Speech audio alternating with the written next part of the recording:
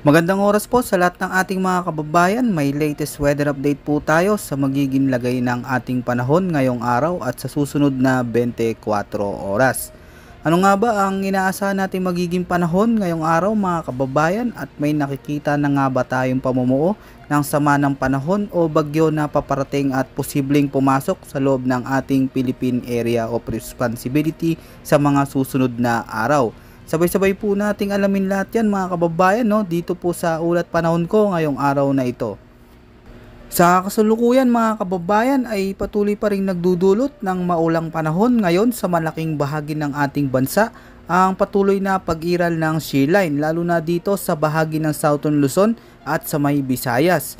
At dahil nga sa patuloy na pag-iral ng shear line ay asahan pa rin natin mga kababayan, no, na patuloy pa rin tayong makakaranas ng maulang panahon ngayon na may malalakas na mga pag-ulan.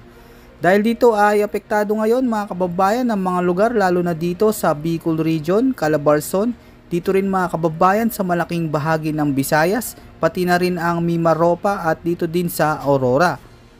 Kaya aasahan po natin ang mga lugar na ito mga kababayan ay makakaranas ng maulap hanggang sa madilim na kalangitan na sinasamahan ng mga bahagya hanggang sa malakas na mga pag-ulan, pagkulog at pagkidlat, lalo na pagsapit ng hapon o gabi. Dahil dito ay posible din ang mga banta ng mga biglaang pagbaha at pagguho ng lupa, lalo na kung magdadala ito ng matitinding pag-ulan. Kaya sa mga kababayan natin, no, na malapit sa mga nabanggit nating mga lugar ay patuloy po tayo na mag-ingat at maging handa. Dito naman sa bahagi ng Cagayan Valley, kasama din ang Cordillera Administrative Region na lalabing bahagi ng Central Luzon, Metro Manila at pati na rin ang natitira pang bahagi ng Luzon, ay asahan po mga kababayan na magiging maulap ang kalangitan na may mga kalat-kalat na pag-ulan at pagkidlat pagsapit ng hapon o gabi. Ang mga pag-ulan naman na ito mga kababayan ay dulot naman ng umiiral na northeast monsoon. Hindi naman inaalis ang tsansa ng mga biglaang flash flood at landslides, lalo na kung magdadala ito ng malalakas na pag-ulan. Kaya sa mga kapatid natin dyan ay maging alerto po tayo. Samantala mga kababayan, itong easterlies naman ang malaking nakakaapekto. Dito po yan sa mga lugar sa Caraga at Davao Region. Kaya asahan po mga lugar na ito ay makakaranas ng kumpul-kumpul na kaulapan na sinasamahan ng mga kalat-kalat na pag-ulan na may pagkulog at pagkidlat. Posible din ang banta ng mga biglaang pagbaha at pagguho ng lupa, lalo na kung magiging heavy to intense ang mga pag-ulan na dulot nito. Samantala mga kababayan, no, marami po sa atin ang nagtatanong kung may namomonitor na nga ba tayong sama ng panahon o bagyo sa loob ng ating Philippine Area of Responsibility.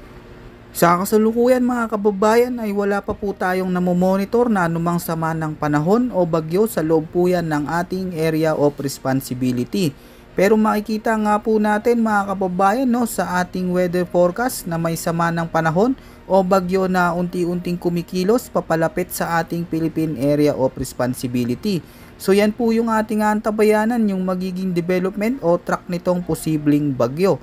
At kung sakaling pumasok ito mga kababayan ay tatawagin po ito ng Pag-asa bilang bagyong Auring. So yun po yung tinutukoy natin sa mga nakarang update po natin, no. Pero sa ngayon wala pa po itong si bagyong Auring, kaya maigi po mga kababayan yung mga dapat po nating gawing paghahanda.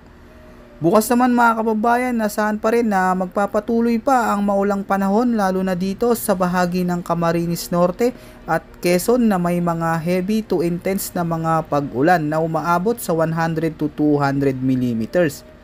At muli po, no, maging handa po tayo at maging alerto palagi mga kababayan ko, at patuloy po na mag-antabay sa mga susunod pa nating weather update. Yan po muna ang pinaka-latest weather update natin at ulat panahon ngayong araw mga kababayan ko. Ito po ang inyong weather forecast ng bansa. Maraming salamat po at ingat po sa ating lahat.